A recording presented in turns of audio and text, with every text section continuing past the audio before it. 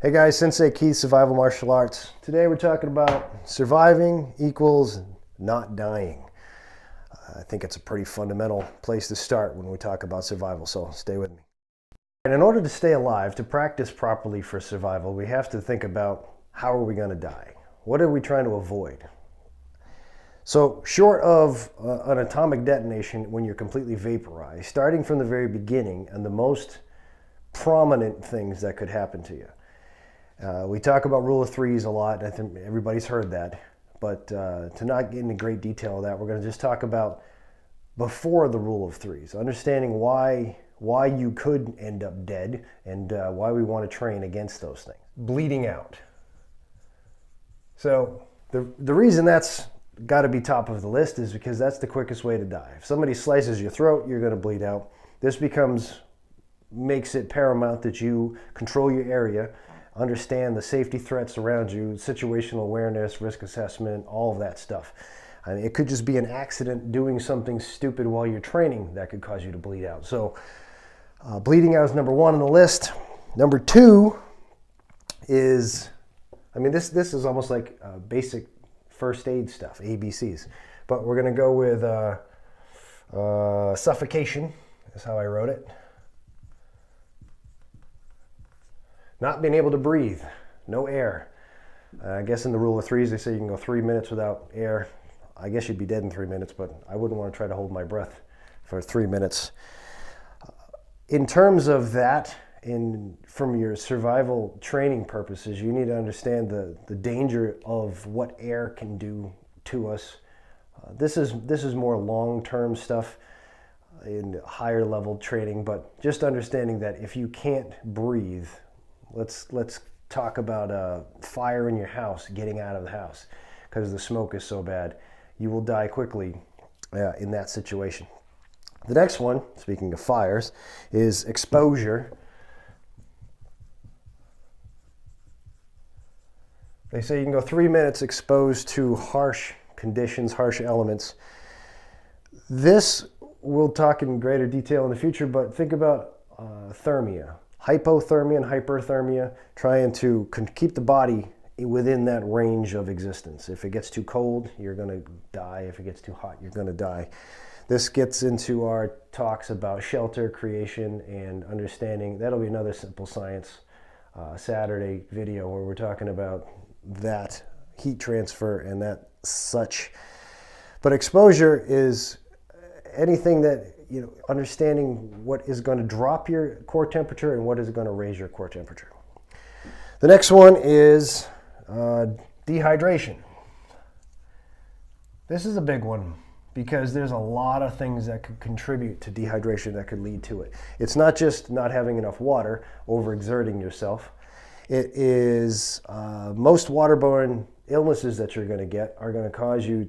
What will kill you is not the disease, it's not the parasite or the virus or the bacteria. It is actually going to be dehydration. It's all you can't keep it in you. It goes in one end, comes out the other. So that's the big threat of dying from waterborne illnesses, is that you can't keep the water inside you, and so that's where you end up dying of dehydration. There's a lot of different ways that dehydration is going to get you, but I think from a survival standpoint, understanding the fact that you can't drink all of the water that you find is, I mean, that's survival 101, and that's what we're talking about here. The next part is sickness. These are the orders as I classified them because this is what makes the most sense to me. Sickness may in fact lead you to dehydration, and sickness may in fact cause you to have a fever that causes to get hyperthermic. So sickness is another way that you could die, and there's a lot of different sicknesses out there. I mean, think about like not the swine flu, the Spanish flu, and how many millions of people that killed. And they call that a 100-year event. Pretty sure that was exactly 100 years ago. So keep that in mind. The next one is starvation. We're going to cover this in greater detail because there's a lot of information to do with nutrition that is covered in this course that has to be addressed with that. It's not just about putting food in your gullet, although this will keep you alive. But the rule of 3 says you can go 3 weeks without food. Your performance as a human being after about a week of no food, after about 3 or 4 days, starts declining rapidly. And as it goes down, your ability to do things like think clearly and avoid all of these things gets compromised. So starvation is something that is probably one of the very easiest things to counteract, to avoid, having food on hand, and then knowing what kind of food and how much to have. And we'll cover that in later videos.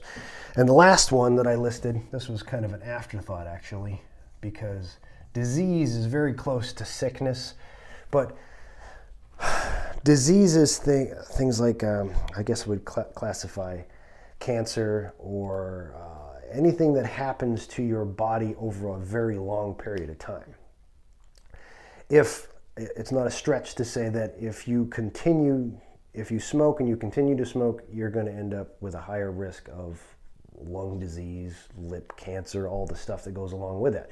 That's exactly what we're talking about. But some of the stuff is obvious. You know, if you eat junk food every day, you will get fat. Fatness will lead to diabetes, which will lead to heart disease, which will lead to all kinds of other issues.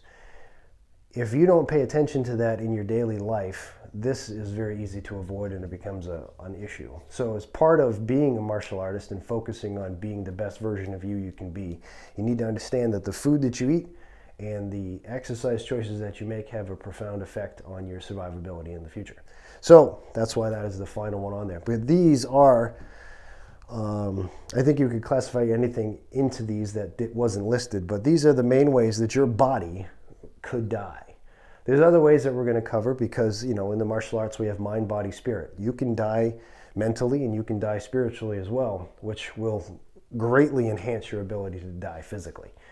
So understanding all of that puts together kind of completes the package. But for today I wanted to just cover this. And if you're experienced in survival or you're new to survival, understanding this is the key. I always say that you have to, before you own a tool, you have to own the skill. You have to know why, what for, why do you have this? What are you going to do with it? And what can you accomplish what you're trying to do with that tool without it, with just the skills that you have? You need the skills before you have the tools.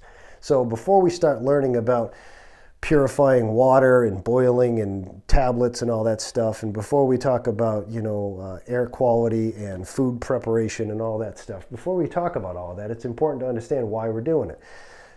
These are the things that could kill you. This being a really big one too, bleeding out is in terms of from a martial arts combat perspective, that's why that's top of the list. But these are the things that could kill you. This is just a stick in the back of your mind. As training progresses and we cover different things in different areas, there's a reason why we're doing it, and it's because it fits on this list. As we build beyond this and we talk about the mental ways of dying and the spiritual ways of dying, it will make it more clear how this all pulls together. But in the very first level of training, you have to have a foundation of understanding before you can have a foundation of skills. So that's what we're working on here.